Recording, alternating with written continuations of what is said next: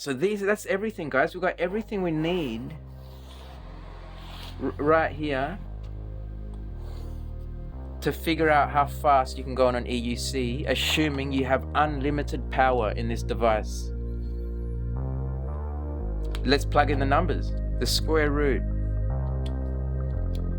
of 2 times 0.8 times 75 times 9.81. So that's it. What I put in there is just this. So let's work it out. All we have to do is press enter. Drum roll.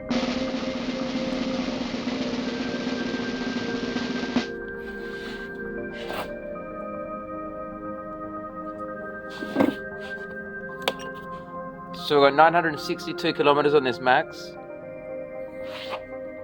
It's been doing good. Just had that one little hiccup in the mall. But this episode is not about the max. It's about the max speed attainable on an EUC. And we've got our pen, paper, calculator. We're going to work it out, guys. Don't go away, because by the end of this episode, we're going to have the answer. It's going to be a number, a hard number, on the actual answer. And it's interesting because in the past we talked about this. Originally I said it would be around 130 kilometers an hour, and then someone suggested no, it would be much greater. So I had said 130 kilometers an hour, and that's like 80 miles an hour.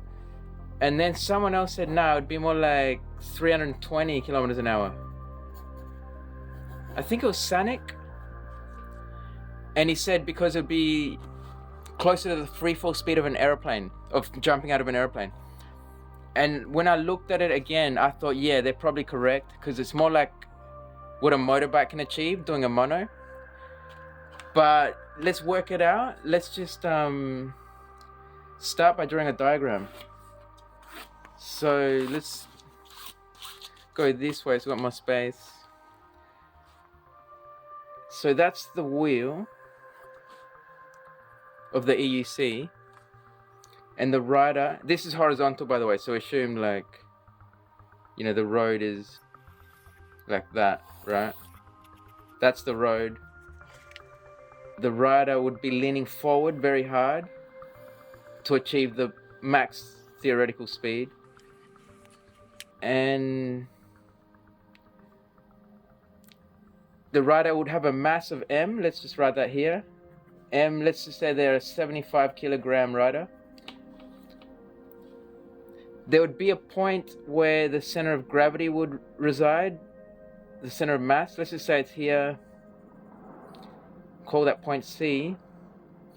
And the distance here, like if we draw two lines here, that distance D, call it D. That's an important distance because that's the lever arm, essentially.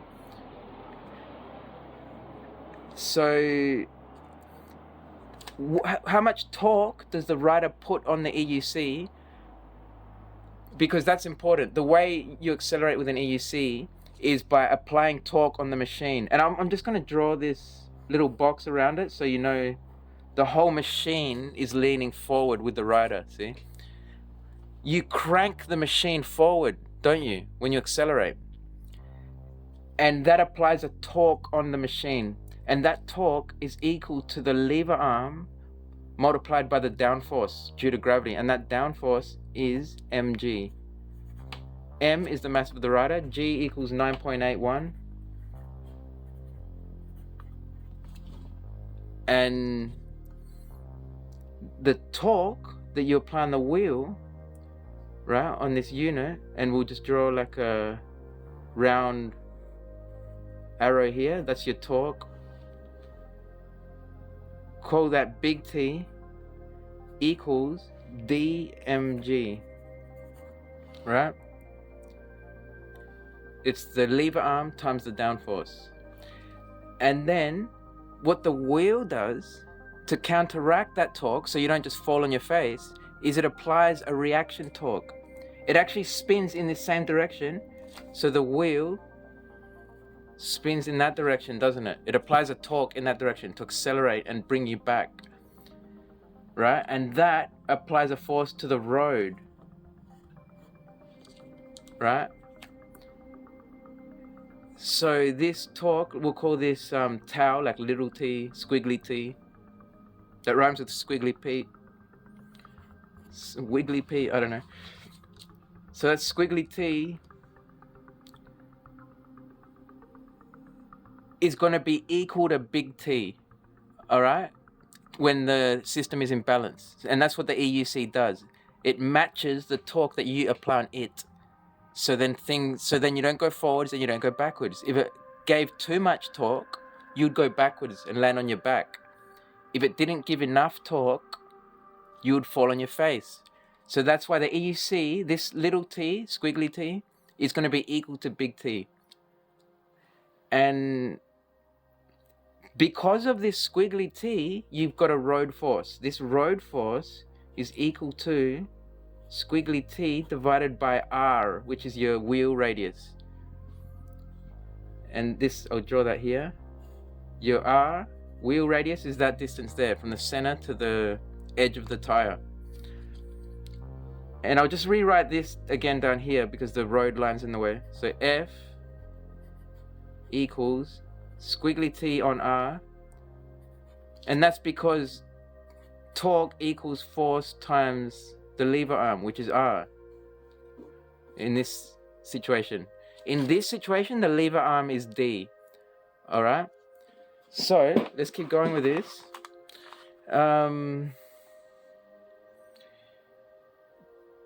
Big T equals little t.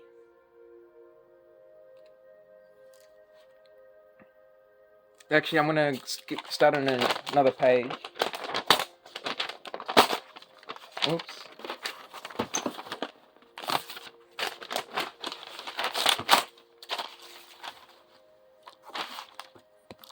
Try and keep that in frame. See if we can keep it in frame. Oh, actually, I'll zoom out a bit. Alright, so big T equals little t. So we know that.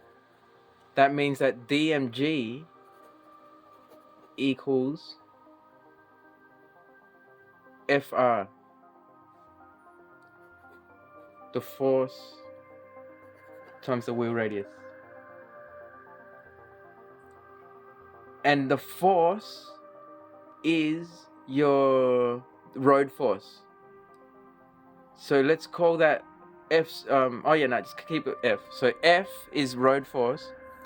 And if we rearrange, then you got road force equals dmg on r, which is your wheel radius.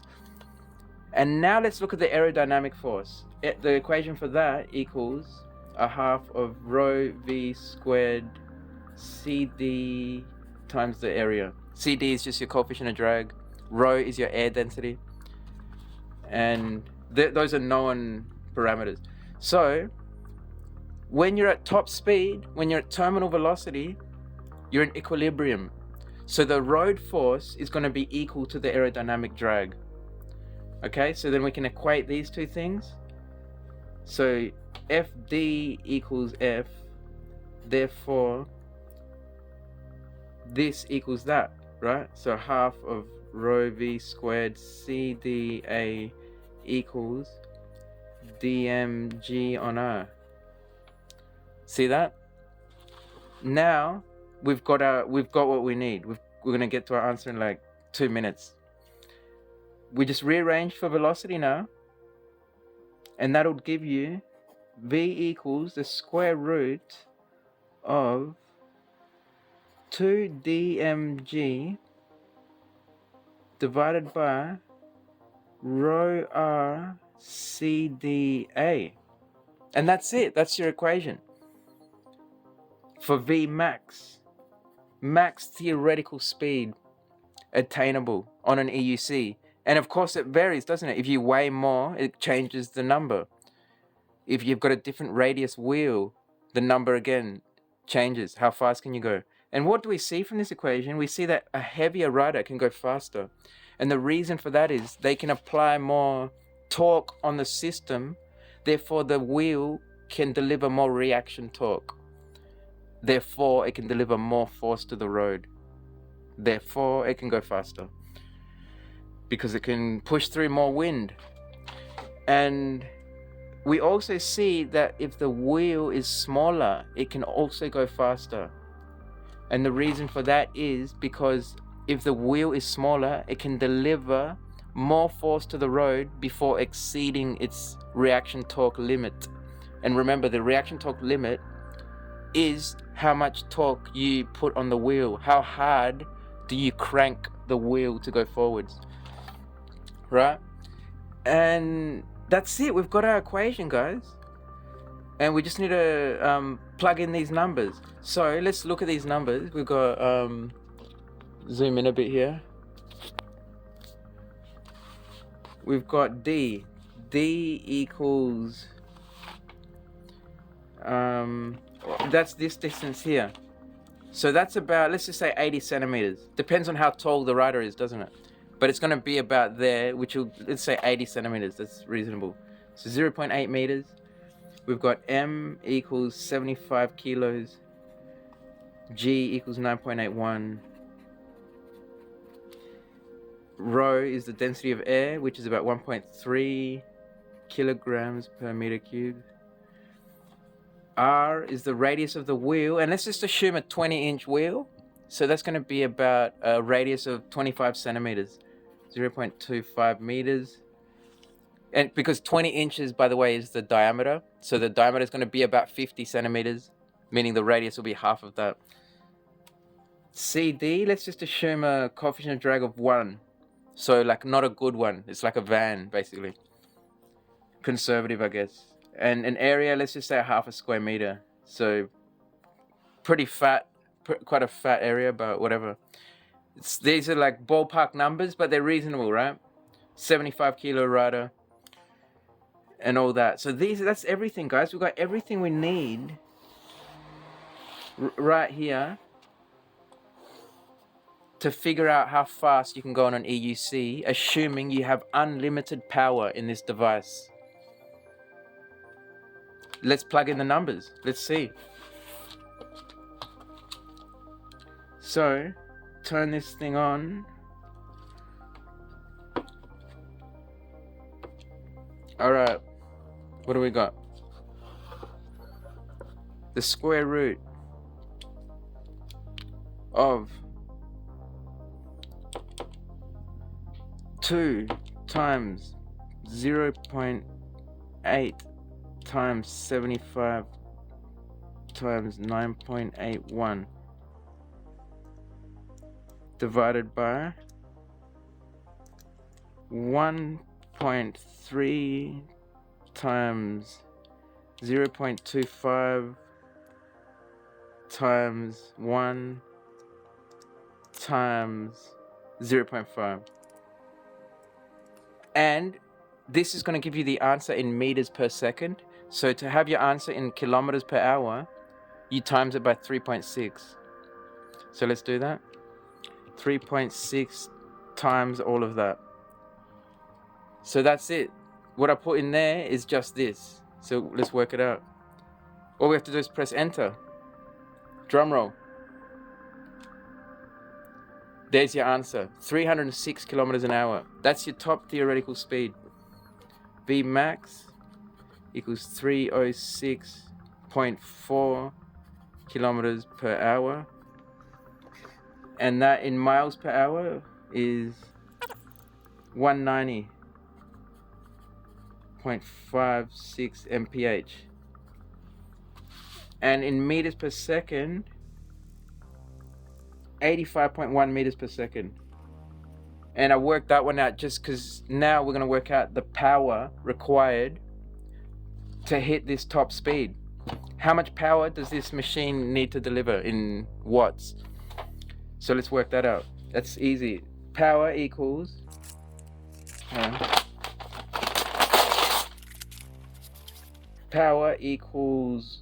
force times velocity. There's many ways to work out power, like watts times amps if you're looking at the electronics. But the mechanical power you need at the wheel is that. And therefore, and the force is the aerodynamic drag equals, so half of rho v squared CdA times velocity, so it's just v cubed. So that's your power. So let's plug in the numbers. So a half times 1.3 times CD is 1.01 times A is a half times V cubed. V is 85.1 meters per second, so 85.1 cubed. And this is the answer in watts. So 200,000 watts, 200 kilowatts. See that?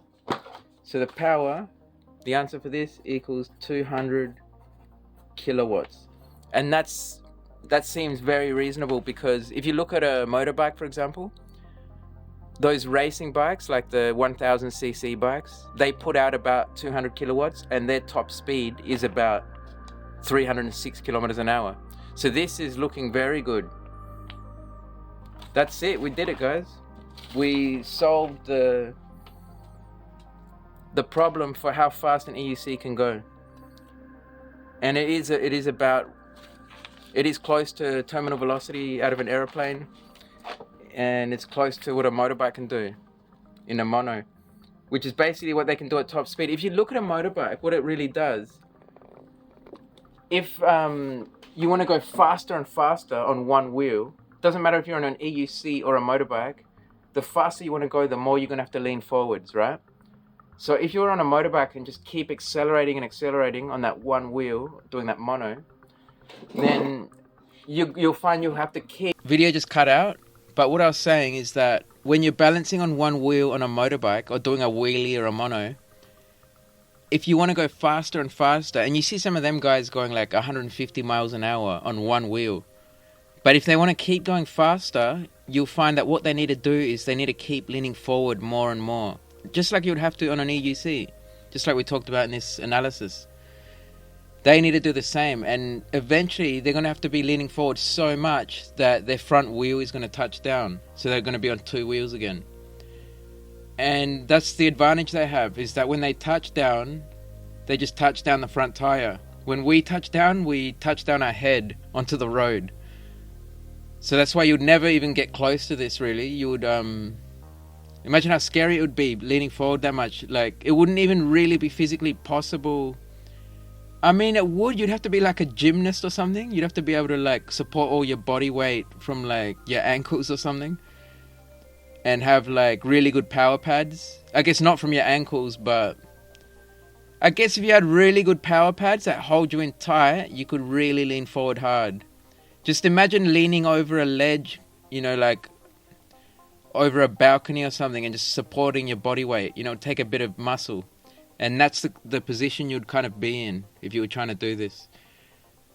Where the EUC would be balancing, you know, it would stop you from falling all the way to the road, but you'd be supported in such a horizontal position that it would take a fair bit of your own muscle to hold you in position, if that makes sense. But we'll end the episode here, guys. Hopefully that was entertaining and insightful. And I'm really happy with this analysis. Like, when I was doing the math, I wasn't sure. Like, I thought I wasn't going to get to an actual answer, but it worked out sweet. And it's pretty simple, as you see. Like, you might see this in like a physics exam for university or something even. But yeah, let's end it here.